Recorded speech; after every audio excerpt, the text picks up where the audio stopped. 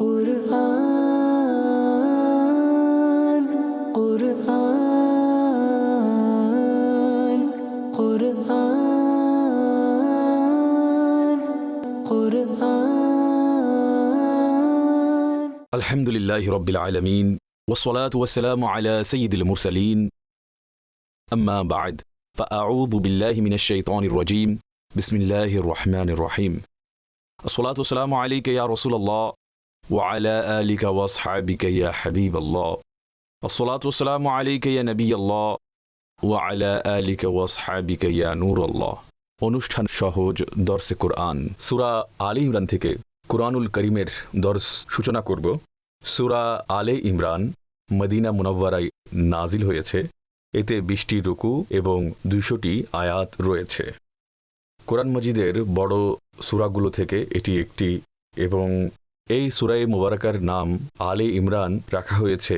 এর কারণ ইমরান হযরত মরিয়ম রাদিয়াল্লাহু তাআলা আনহার পিতার নাম। যেহেতু এখানে হযরত ইমরান, তার স্ত্রী হযরত মরিয়ম, হযরত ঈসা আলাইহিস সালাম এবং এই গোত্রের অধিকারে বর্ণনা করা হয়েছে, এই জন্য এই সূরার নাম আলে ইমরান হয়েছে। এই সূরায়ে মুবারাকার অনেক ফজিলত রয়েছে। নবী পাক সাল্লাল্লাহু আলাইহি ওয়াসাল্লাম ইরশাদ করেছেন, সূরায়ে বাকারা এবং সূরায়ে আলে ইমরান তার পাঠকারীদেরকে শাফাআত করবে এবং এদেরকে 2 নূরও বলা হয়। এরা হচ্ছে 2টি নূর। আরও একটি ফজিলত রয়েছে। নবী পাক সাল্লাল্লাহু আলাইহি ওয়াসাল্লাম ইরশাদ করেছেন, যে ব্যক্তি রাতের সময় সূরায়ে আলে ইমরানের শেষ আয়াত পড়বে, এটা সবার শেষে গিয়ে আসবে যেখানে আল্লাহ তাআলার বারগাহে দোয়া রয়েছে এবং তার আজমত ও শানের কথা রয়েছে। তো ইরশাদ হয়েছে যে শেষ আয়াত পড়বে তার জন্য সারা রাত ইবাদত করার সওয়াব মিলবে। তো এই সূরায়ে মুবারাকা এটি খুবই সুন্দর। এর মৌলিক বিষয়গুলো হচ্ছে হযরতে মরিয়মের জন্ম, হযরতে ঈসা আলাইহিস সালামের জন্ম, হযরতে জাকারিয়া, হযরতে ইয়াহিয়া আলাইহিমুস সালামের অবস্থাদি, বনি ইসরাইলের অধিকারে বর্ণনা রয়েছে। তারপর দ্বীনে ইসলামের শ্রেষ্ঠত্ব, নবী পাক সাল্লাল্লাহু আলাইহি ওয়াসাল্লামের শ্রেষ্ঠত্ব, আর এইভাবে করে অনেকগুলো গুরুত্বপূর্ণ বিষয় এই সূরাতে রয়েছে। এই সূরার শুরু হচ্ছে বিসমিল্লাহির রহমানির রহিম, আল্লাহর নামে শুরু, যিনি পরম করুণাময় দয়াবান। আলিফ লাম মিম। এগুলো হচ্ছে হুরুফে মুকাত্তাআত। মুকাত্তাআতের অর্থ হচ্ছে পৃথক পৃথক হরফ। এই হরফগুলোর অর্থ কি এটা আল্লাহ পাক ভালো জানেন এবং আল্লাহর হাবিব সাল্লাল্লাহু আলাইহি ওয়াসাল্লাম জানেন এবং যাদেরকে নবী পাক সাল্লাল্লাহু আলাইহি ওয়াসাল্লামের ওয়াসিলায় ইলম দান করা হয়েছে তারাই জানেন। ইরশাদ হচ্ছে, আল্লাহু লা ইলাহা ইল্লা হুয়াল হাইয়ুল কাইয়্যুম। আল্লাহ হচ্ছেন তিনি যিনি ব্যতীত কোনো মাবুদ নেই। তিনি নিজেই জীবিত এবং অন্যদেরকে প্রতিষ্ঠিত রাখেন। এই আয়াত মুবারাকা এখানে আল্লাহ তাআলার একত্ববাদ এবং তার সিফাত হাই ও কাইয়ুম, এই 2টি সিফতের মাধ্যমে শুরু হচ্ছে। এর শানে নুজুল এবং এর পূর্ববর্তী 80টি আয়াতের শানে নুজুল, অর্থাৎ এই আয়াত সহ 80টি আয়াতের শানে নুজুল হচ্ছে এই নাজরানের ইহুদিদের একটি দল নবী পাক সাল্লাল্লাহু আলাইহি ওয়াসাল্লামের বারগাহে এলো। তারা এসে তর্ক করল ইসলামের ব্যাপারে, হযরতে ঈসা আলাইহিস সালামের ব্যাপারে, এবং নবী পাক সাল্লাল্লাহু আলাইহি ওয়াসাল্লাম বড় লাজবাব উত্তর দিলেন। খুবই শানদার ভঙ্গিতে, খুবই শানদার উপায়ে তিনি তাদের আপত্তি এবং তাদের সন্দেহগুলো দূর করলেন।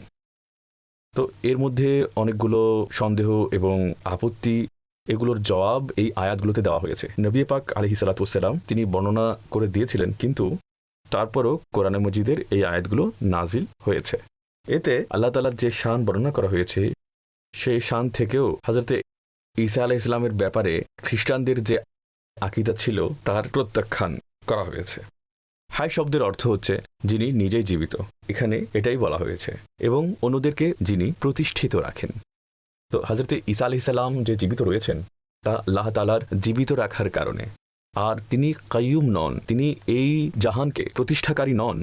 তো এটা হচ্ছে আল্লাহ তাআলার শান। এরপরে ইরশাদ হচ্ছে, নাযালা আলাইকাল কিতাবা বিল হাক্কি মুসাদ্দিকাল লিমা বাইনা ইয়াদাইহি ওয়া আনজালাত তাওরাতা ওয়াল ইনজিল من قبل هدى للناس وأنزل الفرقان إن الذين كفروا بآيات الله لهم عذاب شديد والله عزيز ذو انتقام।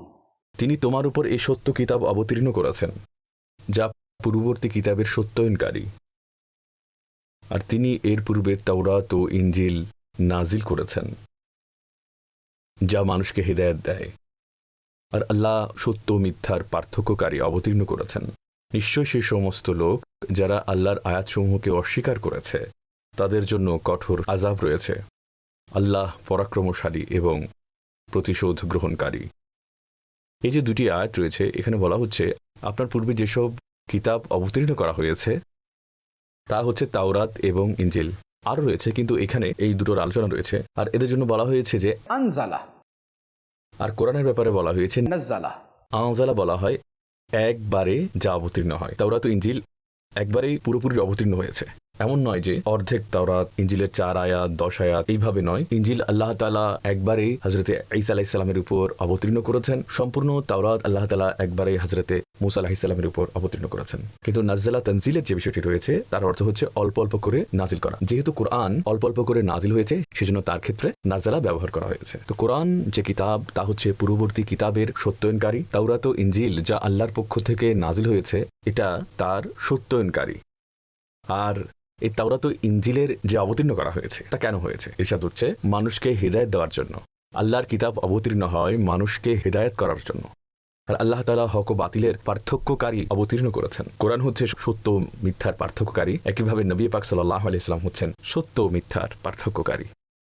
এখন এই সকল বিষয় হওয়া সত্ত্বেও যারা আল্লাহর আয়াতসমূহকে অস্বীকার করে, অর্থাৎ ইলম আছে, কিতাব আছে, হেদায়েত আছে, সতর্কবাণী আছে, উপদেশ বিদ্যমান রয়েছে, এরপরেও যে অস্বীকার করবে ইরশাদ হচ্ছে তার জন্য কঠোর শাস্তি রয়েছে। আল্লাহ হচ্ছেন পরাক্রমশালী, এরপর আল্লাহ তাআলা প্রতিশোধ গ্রহণকারী। এরপর আল্লাহ তাআলার আরেকটি শান বর্ণনা করা হয়েছে, ইন্নাল্লাহা লা ইয়াখফা আলাইহি শাইউন ফিল আরদি ওয়ালা ফিস সামা। নিশ্চয় আল্লাহর জন্য কোনো বস্তু গোপন নয়, না জমিনে না আসমানে। এটা হচ্ছে আল্লাহ তাআলার শান যে আসমান ও জমিনের কোনো বস্তু তার কাছে গোপন নেই। তার ইলম সবসময় ছিল, সবসময় থাকবে। তার ইলমে কোনো পরিবর্তন আসে না এবং তার ইলম হচ্ছে সত্যাগত, কারো দানকৃত নয়। এরপর মখলুকের যে ইলম রয়েছে, মানুষের ইলম তার প্রত্যেকটি অংশে, তার প্রতিটি কণায় আল্লাহ তাআলার মুখাপেক্ষী। আল্লাহর ইলম কারো মুখাপেক্ষী নয়। আল্লাহর ইলম লা মুতানাহি। মখলুকের যতই ইলম থাকুক, যেমন ফিরিস্তা রয়েছে, ফিরিস্তাদের অনেক ইলম রয়েছে, যেমন হযরত মালাকুত মউত আলাইহিস সালাম, ইসরাইল আলাইহিস সালাম, সারা দুনিয়া থেকে তিনি রূহ কবজ করেন। একই সময়ে দুনিয়ার এই কোণা থেকে ওই কোণায় যার রূহ কবজ করতে হয় তার ব্যাপারে তিনি সকল কিছু জানেন, সেখানে তিনি ওই ব্যক্তির রূহ কবজ করেন। কিন্তু এই যে এখানে এত বিশাল ইলম রয়েছে, এগুলো আসলে কি? এগুলো হচ্ছে আল্লাহ তাআলার দানকৃত। আল্লাহ না দিলে থাকতো না। এই সকল কিছু আল্লাহ তাআলার প্রদত্ত। বান্দার ইলম হচ্ছে মুতানাহি আর আল্লাহর হচ্ছে লা মুতানাহি। একইভাবে আম্বিয়া পাক আলাইহিস সালাতু ওয়াস সালামের ইলম, নবী পাক আলাইহিস সালাতু ওয়াস সালামের ইলম, আল্লাহ তাআলা নবী পাক আলাইহিস সালাতু ওয়াস সালামকে লৌহ কলমের ইলম দান করেছেন, কিন্তু এগুলো হচ্ছে সব আল্লাহ তাআলার দানকৃত। এটা হচ্ছে বড় মৌলিক পার্থক্য, এটা সবসময় মনে রাখা উচিত। এরপর ইরশাদ হয়েছে, হুয়াল্লাযী ইউসাউবিরুকুম ফিল আরহামি কাইফা ইয়াশা লা ইলাহা ইল্লা হুয়াল আজিজুল হাকীম। তিনি হচ্ছেন যিনি মায়ের পেটে যেভাবে চান তোমাদের আকৃতি তৈরি করেন। তিনি ব্যতীত কোনো মাবুদ নেই। তিনি হচ্ছেন পরাক্রমশালী, প্রজ্ঞাময়। এটা হচ্ছে আল্লাহ তাআলার শান। মানুষের যে শেপ গঠন হয় আর যেখানে তা তৈরি হয় তা আল্লাহ তৈরি করেন, আর যেখানেই তৈরি হয় সেটা রব তৈরি করেন। মানুষের মায়ের পেটের ভেতরে মানুষের গঠন তৈরি করা এটা আল্লাহর কাজ, আর তিনি যেভাবে চান সেভাবেই তৈরি করেন, আর এটা তার খালিক এবং মাবুদ হওয়ার দলিল। আচ্ছা, এখানে আর একটি গুরুত্বপূর্ণ কথা রয়েছে, তা হচ্ছে এই কোরআন হাদিসের যখন আমরা অধ্যয়ন করি তখন আমরা বুঝতে পারি এই যে মায়ের পেটে শিশুর গঠন তৈরি করা এটা হচ্ছে ফিরিশতাদের কাজ। হাদিসে মুবারাকাতে বলা হয়েছে 40 দিনের এটা যে একটা পিরিয়ড চলে, এরপর ফিরিশতা সেই গঠন তৈরি করে। এখানে বলা হয়েছে যে আল্লাহ তাআলা গঠন তৈরি করেন। তো এখন ফেরেশতা আকৃতি তৈরি করে, আল্লাহ তাআলা আকৃতি তৈরি করে, এটা তো দৃশ্যত বিপরীতমুখী হয়ে গেল। তো এর জবাব হচ্ছে এই, ফেরেশতার আকৃতি গঠন করা এটা আল্লাহ তাআলা তাদেরকে নির্ধারিত করেছেন বলে সম্ভব হয়েছে, আল্লাহ তাদেরকে অনুমতি দিয়েছেন তাই হয়েছে, আল্লাহ তাদেরকে এখতিয়ার দিয়েছেন বলে তারা করেছে। সুতরাং তারা যা করে এটা যেহেতু আল্লাহর অনুমতিতে, আল্লাহর পারমিশনের মাধ্যমে, আল্লাহর প্রদত্ত ক্ষমতা বলে করে, তো তাদের করাটা আল্লাহ তাআলার করা। আর এখানে যে প্রকৃত কর্তা আকৃতি গঠনে সেটা হচ্ছেন আল্লাহ তাআলা, আর এখানে ফেরেশতা হচ্ছেন তারা উপায় ও মাধ্যম হিসেবে কাজ করে থাকেন। সুতরাং মাখলুকের কাজ এমন হতে পারে যেগুলো হচ্ছে আল্লাহর কাজ, কিন্তু যখন এগুলোকে আল্লাহর প্রিয় বান্দারা করে তখন একে আল্লাহরই কাজ বলা হয়ে থাকে। আর এটাই হচ্ছে একই কথা, যেটা হচ্ছে আল্লাহ তাআলার নবীগণ এবং ওলিগণের সাহায্য করার ব্যাপারে তারা নিজ থেকে করে না, তারা আল্লাহর প্রদত্ত ক্ষমতায় আল্লাহর অনুমতিক্রমে করে থাকেন, তো একেই আল্লাহর সাহায্য বলা হয়। এরপরে কোরআনে পাকের দুই ধরনের আয়াতের বর্ণনা করা হয়েছে। বলা হচ্ছে هو الذي أنزل عليك الكتاب منه آيات محكمات هن أم الكتاب وأخر متشابهات فأما الذين في قلوبهم زيغ فيتبعون ما تشابه منه ابتغاء الفتنة وابتغاء تأويله وما يعلم تأويله إلا الله والراسخون في العلم يقولون آمنا به كل من عند ربنا وما يذكر إلا أولو الألباب। যিনি তোমার উপর এই কিতাব অবতীর্ণ করেছেন, এর কিছু আয়াতের সুস্পষ্ট অর্থ রয়েছে, তাই হচ্ছে কিতাবের মূল, আর অন্যগুলো হচ্ছে তা যার অর্থের মধ্যে অস্পষ্টতা রয়েছে। তো ওই সমস্ত লোক যাদের অন্তরে বক্রতা রয়েছে, তারা মানুষকে ফিতনাতে ফেলার উদ্দেশ্যে এবং ওই আয়াতগুলোর ভুল অর্থ বের করার লক্ষ্যে সেই মুতাশাবিহাত আয়াতগুলোর পেছনে লেগে থাকে, অথচ এই আয়াতগুলোর সঠিক অর্থ আল্লাহ তাআলাই জানেন।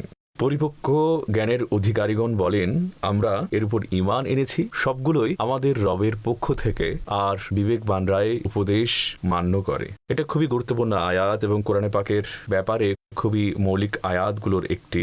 আল্লাহ তাআলা কোরআনে পাক নাজিল করেছেন, যার মধ্যে আয়াত দুই প্রকার। একটা হচ্ছে যেগুলোর অর্থ একেবারে সুস্পষ্ট, যেমন সূরা ফাতিহা পড়ুন, সকল প্রশংসা আল্লাহ তাআলার জন্য, তিনি সমগ্র জাহানের পালনকর্তা, পরম করুণাময়, অসীম দয়ালু, তোমার কাছে আমরা সাহায্য প্রার্থনা করি, আমাদেরকে সরল পথে চালাও, ওই ব্যক্তিদের পথে যাদের তুমি পুরস্কার দিয়েছ, তাদের নয় যাদের উপর গজব পতিত হয়েছে। তো এটা যদি আপনারা পড়তে থাকেন তাহলে এর অর্থ সুস্পষ্টভাবে বুঝতে পারবেন। আর কোরআনে পাকের অধিকাংশ আয়াত এরকম যেগুলোর অর্থ খুব স্পষ্টভাবে বোঝা যায়, কিন্তু কোরআন পাকের এমন কিছু আয়াত রয়েছে যেগুলোর অর্থ বোঝা আমাদের জন্য কঠিন। আমরা এগুলোর অর্থ বুঝতে পারি না যে এগুলোর উদ্দেশ্য, চূড়ান্ত অকাট্য অর্থ কি হতে পারে।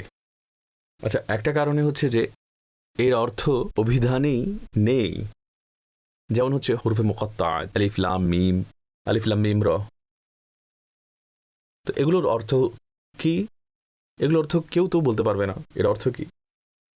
অন্যদিকে আরো কিছু আয়াত রয়েছে যেগুলোর প্রকাশ্য অর্থ বোঝা যায়, অনুবাদ যা আছে সেটা জানা যায়, কিন্তু আল্লাহ তাআলার জন্য সেই অর্থ গ্রহণ করা যা আমরা আমাদের সাধারণ ভাবে বুঝি, সেই অর্থ আমরা নিতে পারবই না। যেমন কোরআনে পাকে বলা হচ্ছে ওয়াজহুল্লাহ, আল্লাহর চেহারা। আমরা এখন যে চেহারা বুঝি সেটা হচ্ছে হাড্ডি, মাংস, রক্তের তৈরি। ইয়াদুল্লাহ, আল্লাহর হাত। তো নর্মালি হাত কাকে বলা হয়? এই যে আমাদের যে হাত রয়েছে সেটাই হাত, কিন্তু আল্লাহ তাআলা এই থেকে পবিত্র যে তার এই ধরনের হাত থাকবে, মখলুকের সাথে সাদৃশ্যপূর্ণ তার হাত থাকবে। আল্লাহ তাআলা এই থেকে পবিত্র, কারণ আল্লাহ তাআলা খুদ নিজেই ইরশাদ করছেন, লাইসা কামিসলিহি শাই, আল্লাহ তাআলার মতো কোনো শাই নেই। তো এখানে কি হয় যে প্রকাশ্যভাবে এটা মনে হয় যে এর অর্থ হচ্ছে এটাই, হাত অথবা চেহারা, চোখ, আর এই ধরনের কিছু বিষয়ের বর্ণনা আছে। তো এখন কি শব্দ জানা আছে, সে আভিধানিক অর্থ জানা আছে, কিন্তু এর দ্বারা উদ্দেশ্য কি, এর প্রকৃত অর্থ কি, তার ধরন কি, সেটা আমাদের জানা নেই। তো এইসব ক্ষেত্রে সেই আয়াতের পেছনে পড়া এবং তার অর্থের অনুসন্ধান করা, এটা কি ধরনের কাজ? আল্লাহ তাআলা বলছেন যে যাদের অন্তরে বক্রতা রয়েছে এটা তাদেরই কাজ। তারা এই ধরনের আয়াতের পেছনে পড়ে থাকে, এমন মর্মার্থ বর্ণনা করে যা কোনোভাবে সঠিক নয়, আর এভাবেই মানুষকে তারা গোমরাহ করে থাকে। তো বলা হচ্ছে যাদের অন্তরে বক্রতা রয়েছে, যাদের কুটিলতাপূর্ণ হৃদয় রয়েছে, তারা এই আয়াতগুলোর পেছনে লেগে থাকে। বস্তুত এই ধরনের আয়াতগুলোর অর্থ কেবল আল্লাহ তাআলাই জানেন, আর আল্লাহ তাআলা যাকে বলে থাকেন, এমন নয় যে আল্লাহ তাআলা কাউকে বর্ণনা করেননি। নবী পাক আলাইহিস সালাতু ওয়াস সালামকে জানিয়েছেন, এবং আল্লাহ এবং আল্লাহ রসুলের মধ্যকার যেসব রহস্যাবলী রয়েছে, রমুজ রয়েছে, এবং অন্যান্য যেসব আয়াত মুতাশাবিহাত রয়েছে, এগুলোর প্রকৃত অর্থ যা রয়েছে তাও আল্লাহ তাআলা নবী পাক আলাইহিস সালাতু ওয়াস সালাম এবং আউলিয়া কেরামকে সেগুলো প্রকাশ করেছেন। এবং এছাড়াও এর একটি সঠিক ব্যাখ্যা, সঠিক তাওয়িল, যা আরবি অভিধানেরও কাছাকাছি হবে, কোরআনের মাফহুমের নিকটবর্তী হবে, এবং ইসলামী আকিদা অনুযায়ী হবে, এবং তা কোনোভাবে কোরআন হাদিস ও ইজমার দ্বারা প্রত্যাখ্যাত না হয়। তো এই ধরনের যে অর্থ রয়েছে, তাবিলি অর্থ, সে অর্থ নেওয়া জায়েজ আছে। কিন্তু গলত তাবির, যেমন ফিরকায়ে মুজাসসিমা রয়েছে, মুজাসসিমা সম্প্রদায় কি করলো? যেভাবে মখলুকের শরীর রয়েছে সেভাবে আল্লাহর জন্য সাব্যস্ত করলো, মাআযাল্লাহ। তারা ফিরকায়ে মুজাসসিমা। আরেকটি ফিরকা ছিল ফিরকায়ে মুআত্তিলা কি করেছে যে প্রত্যেকটি বস্তুর অস্তিত্ব তারা অস্বীকার করলো এবং আল্লাহ তাআলাকে একেবারে অস্তিত্বহীন ঘোষণা করে দিল। এগুলো হচ্ছে ওই পদ্ধতি যারা ভুল অর্থ, মর্ম, সারাংশ ব্যাখ্যার পেছনে পড়ে এবং খোদ নিজে গোমরাহ হয়ে যায়, অন্যদেরকে গোমরাহ করে, এবং এদের অন্তরে বক্রতা থাকে। অন্যদিকে যারা পরিপক্ক জ্ঞানের অধিকারী, আর রাসিখুনা ফিল ইলম, যারা জ্ঞানে খুবই শক্ত, তাদের পদ্ধতি কি? সবগুলোর ব্যাপারে বলে এই সবগুলোর উপর আমাদের ঈমান রয়েছে, এই সবগুলো আমাদের রবের পক্ষ থেকে।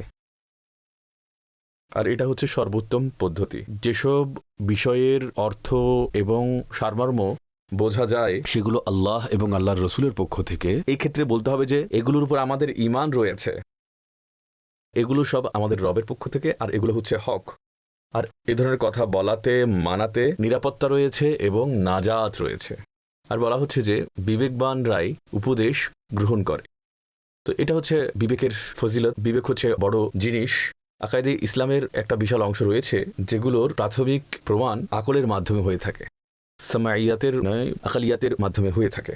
আর এরপরে যারা আকলওয়ালা রয়েছে, যারা বিবেকবান রয়েছে, তাদের খুবই সুন্দর একটি দোয়া বলা হয়েছে। আল্লাহ তাআলা তা বর্ণনা করেছেন, রব্বানা লা তুযিগ কুলুবানা বা'দা ইয হাদাইতানা ওয়া হাব লানা মিন লাদুনকা রাহমা ইন্নাকা আনতাল ওয়াহ্হাব।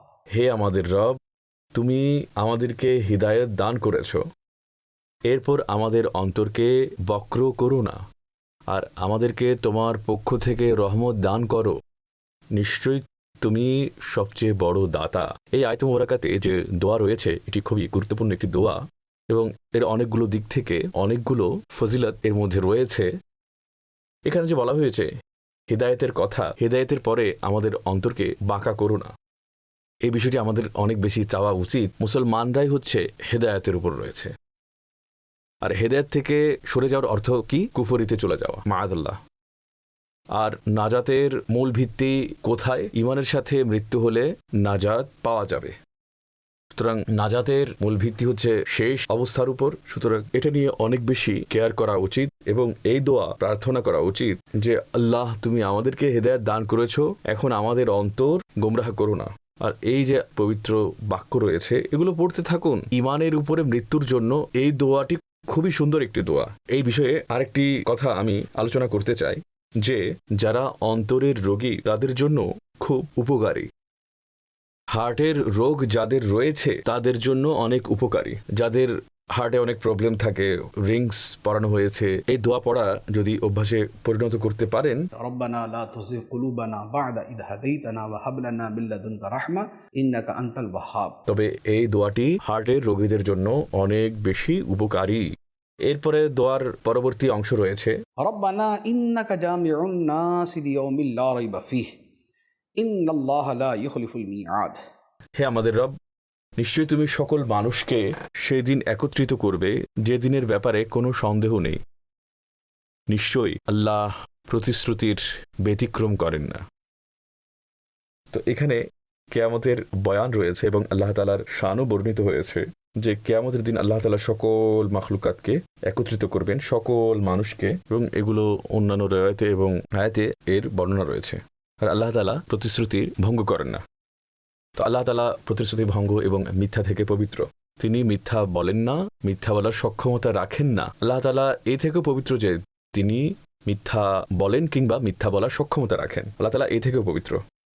আচ্ছা, এই যে আয়াত রয়েছে এর ব্যাপারে একটি ফজিলত আমি বর্ণনা করে দিচ্ছি। এই আয়াতটি হারানো বস্তু ফিরে পেতে এই আয়াতটি খুবই উপকারী। কোনো জিনিস যদি হারিয়ে যায়, এই আয়াতটি যদি বেশি পরিমাণে পড়া হয় তাহলে ওই হারানো বস্তুটি ফিরে পাওয়া যায়। অনেক উলামায়ে কেরামের তাজরাবা রয়েছে, এই আয়াত মোবারকা যদি পড়া হয় তাহলে হারানো বস্তু ফিরে পাওয়া যায়। এরপরে বলা হয়েছে ইন্নাল্লাযীনা কাফারু লান তুগনি আনহুম আমওয়ালুহুম ওয়ালা আওলাদুহুম মিনাল্লাহি শাইআ ওয়া উলাইকা হুম ওয়াকুদুন নার কাদাবি আলি ফিরআউন ওয়াল্লাযীনা মিন ক্বাবলিহিম কাযযাবু বিআয়াতিনা ফাআখাযাহুমুল্লাহু বিযুনুবিহিম ওয়াল্লাহু শাদীদুল ইকাব। নিশ্চয়ই কাফিরদের সম্পদ এবং তাদের সন্তান আল্লাহর আযাব থেকে তাদেরকে কিছুই বাঁচাতে পারবে না এবং তারাই হচ্ছে জাহান্নামের ইন্ধন। যেভাবে ফিরআউনের অনুসারী এবং তাদের পূর্ববর্তীদের কর্মপদ্ধতি ছিল, তারা আমার আয়াতকে অস্বীকার করেছিল, তো আল্লাহ তাআলা তাদেরকে তাদের গুনাহের কারণে পাকড়াও করলেন, আর আল্লাহর আযাব বড় কঠিন। দুটি আয়াত রয়েছে। প্রথম আয়াত যেটা রয়েছে সেটা বড় সতর্কবাণী এবং ভীতি প্রদর্শনকারী আয়াত। এই যে কাফির যারা রয়েছে তাদের সম্পদ, তাদের সন্তান, তাদেরকে কোনো কিছুই বাঁচাতে পারবে না। আর বাস্তবতা হচ্ছে এটাই যে সম্পদ কিয়ামতের দিন কাউকে বাঁচাতে পারবে না, হোক সে মুসলমান বা কাফির। একইভাবে কেবলমাত্র কারো সন্তান হওয়া, যার মধ্যে নেক আমল বলতে কিছু নেই, সে কিয়ামতের দিন উপকার পাবে এমনটা হবে না। হ্যাঁ, সেই সম্পদ যা মুসলমান আল্লাহর পথে ব্যয় করেছে, সেই সম্পদ আখিরাতে বাঁচার উপায় হবে। আর সেই নেক আওলাদ যাকে দিন শেখানো হয়েছে, যারা মা বাবার জন্য দয়ে মাগফিরাত করে, ইসালে সওয়াব করে, এইরকম যে সন্তান রয়েছে তারা কিয়ামতের দিন মা বাবাকে উপকার দেবে। অথবা সে যদি নেককার হয়, মা বাবার শাফায়াত করতে পারবে। সন্তানকে কোরআনে পাক হিফজ করিয়েছে, তো মা বাবাকে কিয়ামতের দিন নূরের তাজ পরিধান করানো হবে। তো এই ধরনের আওলাদ উপকারী। কাফিরদের জন্য কোনো উপকার নেই। আর যারা বেআমল, বদআমল, দুনিয়ার কেবলমাত্র সম্পদ, কিয়ামতের দিন এগুলোর কোনো উপকার নেই। নবী পাক সাল্লাল্লাহু আলাইহি ইসলামের স্বস্তির জন্য বলা হয়েছে, এই যে কাফির যারা আপনাকে বিরক্ত করে, এটা ছিল ফিরআউন তার দল দরবারীদের এই আচরণ ছিল। তারা মুসা আলাইহিস সালামকে অস্বীকার করেছে। এর পূর্বে যে যারা ছিল তাদের আচরণও একই রকম ছিল। তো যেভাবে তাদের আচরণ ছিল, একইভাবে এই যে মক্কার কাফিরদের আচরণ, তাদের আচরণও সেই একই রকম। তো তাদের সাথে কি হয়েছিল? আল্লাহ তাআলা তাদের গুনাহের কারণে তাদেরকে পাকড়াও করেছিলেন। পূর্ববর্তী কাফিরদেরকে, ফিরআউনের দলকে, আদ ও সামুদ সম্প্রদায়কে তাদেরকে পাকড়াও করেছিলেন। তো এখন আপনার যুগে যেসব কাফির রয়েছে তাদের জন্য এই উদাহরণ বিদ্যমান রয়েছে যে তাদেরকেও যেন এদের মতো পাকড়াও করা না হয়। তো অনেকগুলো ক্ষেত্রে তাদের এমন পাকড়াও করা হয়েছে এবং তাদেরকে মুক্তি দেওয়া হয়েছে। এরপরে ইরশাদ হচ্ছে, কুল লিল্লাযীনা কাফারু সাতুগলাবুনা ওয়া তুহশারুনা ইলা জাহান্নাম ওয়া বিসাল মিহাদ। সুতরাং হে হাবিব, এই কাফিরদের বলে দাও হে হাবিব যে অতি শীঘ্রই হে কাফিরগণ, তোমরা পরাজিত হয়ে যাবে এবং জাহান্নামের দিকে তোমাদের হাঁকিয়ে নেওয়া হবে এবং তা খুবই নিকৃষ্ট ঠিকানা। এখানে যেসব কাফিরদেরকে বলার জন্য ইরশাদ হয়েছে, এর মধ্যে ইহুদিরাও রয়েছে আর এর মধ্যে মুশরিকরাও রয়েছে। ইহুদিরা খাইবারে পরাজিত হয়েছে এবং বন্দী হয়েছে। খাইবারের অধিবাসীদের উপরে জিজিয়া নির্ধারণ করা হয়েছিল এবং মুশরিকরা অসংখ্য জায়গায় পরাজিত হয়েছে। আর এটি খুবই আশ্চর্যের বিষয় যে মুসলমানদের জন্য এমন বিপুল হারে জয়ী হওয়ার সম্ভাবনা ছিল না জাহেরি ভাবে, কিন্তু আল্লাহ তাআলা যে ওয়াদা দিয়েছিলেন পরিপূর্ণ হয়েছে। এখন তারপরে গাজওয়ায়ে বদরের বর্ণনা রয়েছে যে গাজওয়ায়ে বদর হচ্ছে এটার প্রমাণ যে আল্লাহ তাআলার মদদ, আল্লাহ তাআলার নুসরত কিভাবে নাজিল হয়। ইরশাদ হচ্ছে, قد كان لكم آية في فئتين التقتا فئة تقاتل في سبيل الله وأخرى كافرة يرونهم مثليهم رأي العين والله يؤيد بنصره من يشاء ইন্না ফি যালিকা লাইবরাতাল লিউলিল আবসার। নিশ্চয়ই তোমাদের জন্য সেই দুটি দলের মধ্যে বড় নিদর্শন রয়েছে যারা পরস্পর লড়াই করেছিল। তাদের মধ্যে একটি দল আল্লাহর পথে লড়াই করছিল এবং অন্য দলটি কাফিরদের ছিল, যারা খোলা চোখে মুসলমানদেরকে নিজেদের চাইতে দ্বিগুণ দেখছিল এবং আল্লাহ তার সাহায্যের মাধ্যমে যাকে চান সাহায্য করেন, সমর্থন করেন। নিশ্চয়ই এতে বিবেকবানদের জন্য বড় শিক্ষা রয়েছে, বড় উপদেশ রয়েছে। গজওয়ায়ে বদরের আল্লাহ তাআলা এখানে উদাহরণ পেশ করেছেন। মুসলমানদের জন্য এখানে নিদর্শন রয়েছে, কাফিরদের জন্য এখানে নিদর্শন রয়েছে। কাফিরদের জন্য নিদর্শন হচ্ছে এই যে, দেখো শক্তি থাকা সত্ত্বেও অল্প সংখ্যক মুসলমানকে আল্লাহ তাআলা কিভাবে জয়ী করেছেন। এবং মুসলমানদের জন্য এখানে নিদর্শন রয়েছে যে ইখলাসের সাথে আল্লাহর সন্তুষ্টির জন্য তোমাদের ঘর থেকে বের হবে আল্লাহ তোমাদেরকে কেমন সাহায্য করবেন। সবার জন্য নিদর্শন রয়েছে। তো এখানে মুসলমান এবং কাফিরদের দুটো দল তারা পরস্পর সম্মুখীন হয়েছিল, আর সেখানে আল্লাহ তাআলার পক্ষ থেকে সাহায্য কিভাবে এসেছিল। গজওয়ায়ে বদরে মুসলমানদের সংখ্যা ছিল ৩১৩ এবং কুফফারদের সংখ্যা ছিল ৯৫০। ৩১৩ এবং ৯৫০, অর্থাৎ প্রায় ৩ গুণের পার্থক্য ছিল। কিন্তু কাফিরদের এরকম মনে হলো যে মুসলমান ৩১৩ জন নয়, বরং এর চেয়ে দ্বিগুণ। অথবা তাদের এটা মনে হলো যে তারা আমাদের চাইতেও দ্বিগুণ। তো আল্লাহ তাআলা সে সংখ্যাকে তাদের চোখে বড় করে দেখিয়েছেন। তো এর পরিণতি হলো এই যে কাফিরদের উৎসাহ দমে গেল। এত বড় সেনাবাহিনীর মোকাবেলা করছে, লড়াই করছে। তো আল্লাহ তাআলা তার সমর্থনের, তার সাহায্যের সাথে যাকে চান সমর্থন করেন। নিশ্চয়ই এতে শিক্ষা রয়েছে, উপদেশ রয়েছে দৃষ্টিমানদের জন্য, বিবেকবানদের জন্য। এখন এর পরবর্তী আয়াতে সেই বিষয়ের বর্ণনা রয়েছে যা আল্লাহর পথে জানমাল কোরবানি করার ক্ষেত্রে প্রতিবন্ধক হতে পারে। তা হচ্ছে দুনিয়ার স্বাদ, প্রবৃত্তি, মজা, মনের মতো জিনিস। তো আল্লাহ তাআলা সেসবের ব্যাপারে খুব সুন্দর করে বর্ণনা করেছেন। সেটা হচ্ছে زين للناس حب الشهوات من النساء والبنين والقناطير المقنطرة من الذهب والفضة والخيل المسومة والأنعام والحرث ذلك متاع الحياة الدنيا والله عنده حسن المآب। মানুষের জন্য তাদের প্রবৃত্তির ভালোবাসাকে সুশোভিত করা হয়েছে, অর্থাৎ নারী, সন্তান, স্বর্ণ, রৌপ্যের স্তূপীকৃত, জমাকৃত স্তূপ এবং নিশানধারী চিহ্নযুক্ত ঘোড়া এবং গবাদি পশু ও শস্যক্ষেতকে তাদের জন্য সুশোভিত করা হয়েছে। এগুলো সব হচ্ছে পার্থিব জীবনের সাজ সরঞ্জাম, আর কেবল আল্লাহর কাছে রয়েছে উত্তম আশ্রয়।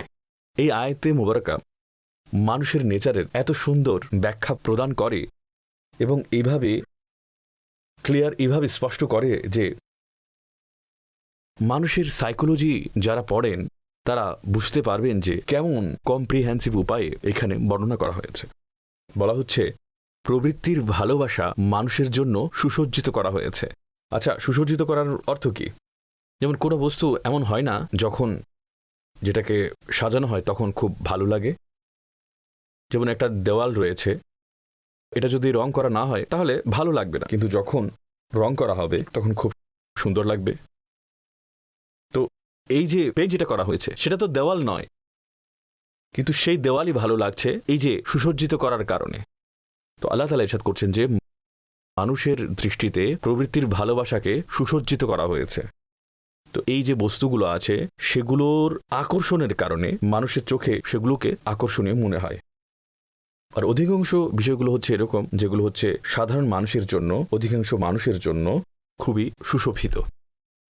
আর সেগুলো কি বলা হচ্ছে? নারীর ভালোবাসা, সন্তানের ভালোবাসা, স্বর্ণ রৌপ্যের জমাকৃত স্তূপ, চিহ্নযুক্ত ঘোড়া অর্থাৎ ব্র্যান্ডেড টাইপের ঘোড়া এবং গবাদি পশু এবং শস্যক্ষেত্র। এই সবগুলো কি আজকের যুগেও এইসব জিনিস অ্যাজ ইট ইজ এগুলো এখনো মানুষের জন্য সৌন্দর্যের উপকরণ, আর অনেকের অন্তরে এগুলোরই আকর্ষণ থাকে। যেমন নারী, সন্তান, স্বর্ণরৌপ্যের ভাণ্ডার, এমনিতেই এরকম এগুলোর সৌন্দর্য, এগুলোর আকর্ষণ এই অবস্থাতেই মানুষের অন্তরে বিদ্যমান থাকে। তো সাথে ব্যাংক ব্যালেন্সকে অ্যাড করুন, এত আছে, ডলার আছে, পাউন্ড আছে, টাকা আছে, অন্যান্য কারেন্সি আছে, একেবারে ঢের পড়ে আছে তার। আচ্ছা, চিহ্নযুক্ত ঘোড়া, এখানে চিহ্নযুক্ত ঘোড়া বলতে কি বোঝানো হয়েছে? এটা হচ্ছে ঘোড়ার বংশ, ঘোড়ার প্রজাতি। আচ্ছা, এটা এভাবে ঠিক আছে। তো আজকের যুগে এটাকে এভাবে বুঝে নিন যে গাড়ি, ব্র্যান্ডেড কার, এটা অমুক ব্র্যান্ডের কার, এটা ওই ব্র্যান্ডের কার। তো এগুলো হচ্ছে কি? এগুলো হচ্ছে চিহ্নযুক্ত কার, অর্থাৎ ব্র্যান্ডেড কার। সওয়ারি। গবাদি পশু, যেহেতু মনে করা হতো যে গবাদি পশু বেশি থাকা মানে সম্পদের আধিক্য, সম্পদের আধিক্যের প্রমাণ পাওয়া যায়। তো এগুলোর অনেকগুলো প্রকার আজকের যুগেও হতে পারে। কারো কাছে উট অনেক বেশি আছে, কারো কাছে ঘোড়া অনেক বেশি আছে, কারো কাছে অন্য পশু অনেক বেশি আছে, অথবা কারো কাছে অন্য ধরনের যে সম্পদ আছে সেটা অনেক বেশি আছে। শস্যক্ষেত্র বলতে যারা জমির মালিক, জমিদার, তাদেরকে জিজ্ঞাসা করুন যে ক্ষেত খামার বলতে কি বোঝায়, কত হেক্টর জায়গা তাদের রয়েছে, তারপর এগুলো তাদের শান শৌকতের অংশ। বলা হচ্ছে এই সমস্ত বস্তুগুলো তাদের জন্য সুশোভিত করে দেওয়া হয়েছে, কিন্তু এই সব জিনিসগুলো কি? এগুলো হচ্ছে দুনিয়ার জীবনের সাজ সরঞ্জাম, যার স্থায়িত্ব হচ্ছে মৃত্যুর একটা ঝটকা পর্যন্ত। এখন কোনো ব্যক্তি যদি মারা যায়, সে যে মিলিয়নার ছিল, বিলিয়নার ছিল, সে ছিল হয়ে গেল, সে এখন আর নেই। এই যে এখানে যে মুর্দা পড়ে আছে, সে হচ্ছে বিলিয়নিয়ার না, সে বিলিয়নার ছিল, মৃত্যুর পরে শেষ হয়ে গেছে। একটা ঝটকায় এই সব কিছু একেবারে শেষ করে দেয়। তো বলা হচ্ছে এগুলো দুনিয়ার জীবনের সরঞ্জাম। আর বলা হচ্ছে ভালো ঠিকানা কার কাছে? আল্লাহর কাছে। আখিরাত, চিরস্থায়ী ঠিকানা আল্লাহর কাছে। আর এরপরে পরবর্তী আয়াতে খুবই সুন্দর করে আরেকটি বিষয় উৎসাহ দেওয়া হয়েছে, তা বলা হচ্ছে, ইরশাদ হচ্ছে, قل أنبئكم بخير من ذلكم للذين اتقوا عند ربهم جنات تجري من تحتها الأنهار خالدين فيها وأزواج مطهرة ورضوان من الله والله بصير بالعباد। হে হাবিব, তুমি বলো, হে লোকেরা, আমি কি তোমাদেরকে এসব বস্তু হতে আর উত্তম বস্তুর খবর দেব? অর্থাৎ এর আগে যতগুলো প্রবৃত্তি খাহেসাতের কথা বলা হয়েছে, আমি কি এর থেকে উত্তম বিষয়ের কথা তোমাদেরকে বলে দেব?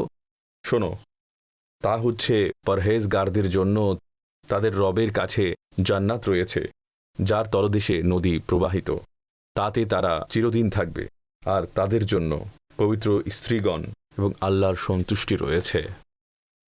আর আল্লাহ বান্দাকে দেখছেন। বলা হচ্ছে এই যে দুনিয়ার উপকরণ, এগুলো শেষ, কিন্তু আল্লাহর কাছে কি আছে? তার কাছে নানান ধরনের বাগান রয়েছে, নদী প্রবাহিত রয়েছে, পবিত্র স্ত্রী রয়েছে, আল্লাহ তাআলার চিরদিনের জন্য সন্তুষ্টি। বলা হচ্ছে এগুলো হচ্ছে উত্তম ওগুলো থেকে। আর আল্লাহর যারা বান্দা রয়েছে তারা কি বলে? ইরশাদ হচ্ছে, الذين يقولون ربنا إننا آمنا فاغفر لنا ذنوبنا وقنا عذاب النار। আর তারা যারা বলে, হে আমাদের রব, আমরা ঈমান এনেছি, তবে তুমি আমাদের গুনাহ মাফ করে দাও এবং আমাদেরকে জাহান্নামের আযাব থেকে রক্ষা করো। তো এটা হচ্ছে যারা আল্লাহর ভয় রাখে সে সমস্ত লোকের দোয়া। হে আল্লাহ, আমরা মুমিন, আমাদের গুনাহ ক্ষমা করে দাও, আমাদেরকে দোজখের আযাব থেকে রক্ষা করো। এই যে যারা নেককার বান্দা রয়েছে, এদের আরো কিছু গুণাবলী সামনের আয়াতে বর্ণনা করা হচ্ছে। বলা হচ্ছে, الصابرين والصادقين والقانتين والمنفقين والمستغفرين بالأسحار। ধৈর্যশীলগণ এবং সত্যবাদীগণ এবং অনুগতগণ এবং আল্লাহর পথে ব্যয়কারীগণ, আর রাতের শেষ ভাগে ক্ষমা প্রার্থনাকারীগণ। যারা আল্লাহর পছন্দের বান্দা, এগুলো হচ্ছে তাদের বৈশিষ্ট্য, যে তাদের মধ্যে সবর থাকে, তারা সত্য কথা বলে, তারা অনুগত হয়, তারা আল্লাহর পথে ব্যয় করে এবং তারা রাতের শেষ ভাগে আল্লাহর কাছে মাগফিরাত প্রার্থনা করে। এই যে সিফাত এখানে বর্ণনা করা হয়েছে, তো আমাদের নিজেদের ব্যাপারে একটু আত্মসমালোচনা করা উচিত যে আমাদের মধ্যে এই জিনিসগুলো কতটুকু আছে, আর আমরা কতটুকু সত্য কথা বলার ক্ষেত্রে, ওয়াদা করার ক্ষেত্রে, কারবার করার ক্ষেত্রে, ব্যবসায়িক লেনদেনের ক্ষেত্রে, বন্ধুর সাথে, ঘরে আমরা কতটুকু সত্য? আমাদের ওয়াদা কি সঠিক হয়? কথা দিয়ে কথা রাখি? আমরা কি সময় দিয়ে টাইম মতো পৌঁছাই? অসংখ্য বিষয়। তো এর সাথে আমাদের নিজেদের ব্যাপারে একটু ভাবা উচিত। একইভাবে অনুগত, আমরা কতটুকু আল্লাহ তাআলার অনুগত, কত আদবের সাথে আমরা তার ইবাদত করি এবং কতটুকু আমরা আল্লাহর পথে ব্যয় করি, এবং তার সাথে রাতের শেষ প্রহরে জেগে দোয়া প্রার্থনা করা, দোয়া চাওয়া। ওই যখন তাহাজ্জুদের সময় হয়, যেটাকে আমরা প্রচলিত ভাষায় তাহাজ্জুদের সময় বলি, সাহারের সময়, তো ওই যে সময়টা থাকে সেটা হচ্ছে নেকি কামানোর সর্বোত্তম সময়, আর যেখানে রুহানিয়ত বান্দার হাসিল হয়, হৃদয়ের প্রশান্তি, অন্তরের পরিশুদ্ধতা, রুহের স্বস্তি এবং চিন্তার ভারসাম্য ও সময়টাতে হাসিল হয়। তো যদি সম্ভব হয় রাতের শেষ ভাগে 2 রাকাত নফল নামাজ পড়বেন, আর একটু তেলাওয়াত করবেন, একটু করে জিক্র ইলাহি করবেন, একটু করে দুরূদ শরীফ পড়ে নেবেন। এটা আপনার ডেইলি রুটিনে ইনক্লুড করুন। আপনি বিশ্বাস করুন, আপনার জীবনে প্রশান্তি, স্বস্তি শামিল হয়ে যাবে। এরপর ইরশাদ হচ্ছে, শাহিদাল্লাহু আন্নাহু লা ইলাহা ইল্লা হুয়া ওয়াল মালাইকাতু ওয়া উলুল ইলমি কাইমান বিল কিসত লা ইলাহা ইল্লা হুয়াল আজিজুল হাকীম। আর আল্লাহ সাক্ষ্য দিয়েছেন এবং যে তিনি ছাড়া কোনো মাবুদ নেই, এবং ফিরিশতাগণ ও আলিমগণ ইনসাফে প্রতিষ্ঠিত হয়ে তিনি ব্যতীত আর কারো ইবাদত নেই, তিনি সম্মানিত এবং প্রজ্ঞাময়। এখানে আল্লাহ তাআলা তার নিজের সাক্ষ্যকে বর্ণনা করেছেন যে আল্লাহ তাআলার মাবুদ হওয়ার ব্যাপারে খোদ খোদা সাক্ষ্য দিচ্ছেন। কিভাবে তিনি সাক্ষ্য দিচ্ছেন? যে তিনি তার মাবুদ হওয়ার ব্যাপারে এত দলিল কুল কায়নাতের মধ্যে ছড়িয়ে ছিটিয়ে দিয়েছেন যে পাহাড় আল্লাহ তাআলার একত্ববাদের দলিল, আকাশের উচ্চতা, ভূপৃষ্ঠের প্রশস্ততা, সমুদ্রের বিশালতা, নদীর প্রবাহ, নৌকা চলা, বাতাস, বৃষ্টি এবং সৃষ্টির অস্তিত্ব, এই একেবারে সকল কিছু, এগুলো আল্লাহ তাআলার একত্ববাদের, আল্লাহ তাআলার সৃষ্টির, আল্লাহর খালিক হওয়ার দলিল। তো আল্লাহ তাআলা সাক্ষ্য দিয়েছেন এবং তা ইনসাফের উপর প্রতিষ্ঠিত হয়ে, এবং এই সাক্ষ্য ফেরেশতারা দিয়েছে এবং এই সাক্ষ্য জ্ঞানবান ব্যক্তিরাও দিয়েছে। এই যে আয়াত মুবারাকা রয়েছে, এটি আহলে ইলম অর্থাৎ ওলামাদের ব্যাপারে বড় ফজিলতওয়ালা একটি আয়াত। কেন? যে আল্লাহ তাআলা তার সাক্ষ্যের সাথে ফেরেশতাদের কথা উল্লেখ করেছেন। আল্লাহ সাক্ষ্য দিয়েছেন, ফেরেশতা সাক্ষ্য দিয়েছে, আর তারপর কি বলেছেন? যে জ্ঞানবান ব্যক্তিরা সাক্ষ্য দিয়েছেন। সুবহানাল্লাহ, সুবহানাল্লাহ। অর্থাৎ আল্লাহ তাআলা তার সাক্ষ্যের সাথে ফেরেশতাদেরকে এবং ফেরেশতার সাক্ষ্যের সাথে আলিমদের সাক্ষ্যকে শামিল করেছেন। তো এটা কি? এটা হচ্ছে আহলে ইলমদের শরফ, মর্যাদা, তাদের আজমত, তাদের শ্রেষ্ঠত্ব এবং শান এতে প্রকাশ পায়। সুতরাং ওলামা যারা আছেন, যারা আহলে ইলম, তাদের আমলে যদি কোনো কমতি বা ঘাটতি থাকে, তার কারণে শত্রুতা, হিংসা, বিদ্বেষ, গীবত এগুলো যেন করা না হয়। এদের শান আল্লাহ তাআলা নিজের শানের সাথে বর্ণনা করেছেন। তো সুতরাং তাদের তাজিম এবং তাদেরকে সম্মান করা উচিত। এরপর ইরশাদ হচ্ছে যে ইন্নাদ-দীনা ইনদাল্লাহিল ইসলাম ওয়া মাখতালাফাল্লাযীনা উতুল কিতাবা ইল্লা মিন বা'দি মা জাআহুমুল ইলমু বাগয়াম বাইনাহুম ওয়া মান ইয়াকফুর বিআয়াতিল্লাহি ফাইন্নাল্লাহা সারিউল হিসাব। নিশ্চয় আল্লাহর কাছে দ্বীন হচ্ছে কেবলমাত্র ইসলাম, আর যাদেরকে কিতাব দেওয়া হয়েছে তারা পরস্পর বিরোধ করেনি, কিন্তু তাদের কাছে জ্ঞান আসার পর ব্যতীত, তাদের পারস্পরিক হিংসার কারণে। আর যারা আল্লাহর আয়াত অস্বীকার করে, নিশ্চয় আল্লাহ দ্রুত হিসাব গ্রহণকারী। তো এখানে অনেকগুলো বিষয়ের বর্ণনা আছে। সর্বপ্রথম গুরুত্বপূর্ণ বিষয়, আল্লাহর কাছে দ্বীন হচ্ছে কেবলমাত্র ইসলাম। প্রত্যেক নবীর দ্বীন ছিল ইসলাম, এবং নবী পাক সাল্লাল্লাহু আলাইহি সাল্লাম তশরিফ আনলেন, খতমে নবুয়ত হয়ে গেছে। তো এখন ইসলাম হচ্ছে কেবলমাত্র ওই দিন যা আমাদের নবী মুহাম্মদ মুস্তাফা সাল্লাল্লাহু আলাইহি সাল্লাম নিয়ে এসেছেন। এটা ছাড়া অন্য কোনো দিনকে দ্বীনে ইসলাম বলা যাবে না। তো আল্লাহর কাছে একমাত্র গ্রহণযোগ্য যে দিন সেটা হচ্ছে ইসলাম। এবং পূর্ববর্তী লোকেদের ব্যাপারে বলা হয়েছে তাদের কাছে কিতাব মজুদ ছিল, তারপরও হিংসার কারণে তারা পরস্পর মতবিরোধ করল, নবী পাক সাল্লাল্লাহু আলাইহি সাল্লামের নবুয়তকে অস্বীকার করলো। তো যারা আল্লাহর আয়াতকে অস্বীকার করেছে, তো আল্লাহ তাআলা অতি দ্রুত হিসাব গ্রহণ করবেন। তো এটা হচ্ছে তাদের কাজের ব্যাপারে আল্লাহ তাআলা তাদের হিসাব গ্রহণ করবেন। আল্লাহ তাআলা আমাদেরকে কোরআন বোঝার দৌলত দান করুন। আমিন। বিজাহিন নবীল আমিন সাল্লাল্লাহু আলাইহি ওয়াসাল্লাম। কুরআন কুরআন কুরআন